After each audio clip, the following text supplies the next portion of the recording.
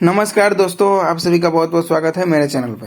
हम बात कर रहे हैं खेसारी लाल यादव के न्यू सॉन्ग पारो, जो कल 6 बजे रिलीज होगा वेब म्यूजिक पे। और उसमें फीचरिंग में नम्रता मल्ला भी है, जो ये बहुत हाई लेवल पे शूटिंग किया गया है। ये बहुत ही ब्रांडेड सॉन्ग है। तो ये कल वेब म्यूजिक पे 6 बजे आ रहा है। तो आप लोग रेडी रहिएगा, तैयार रहिएगा धमाल मचाने के लिए।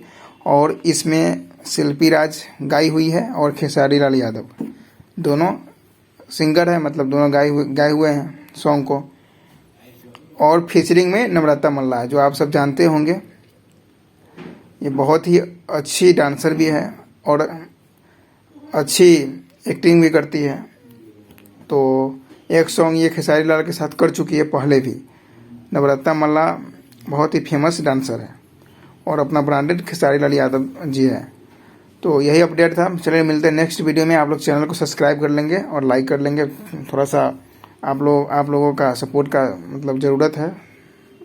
न्यू चैनल है तो थोड़ा आप लोग सपोर्ट करें, ताकि हम मोटिवेशन मिले और फिर से वीडियो बनाते रहें, आप सबके लिए न्यूज़ लाते रहें। चलिए मिलते हैं नेक्स्ट वीडियो में।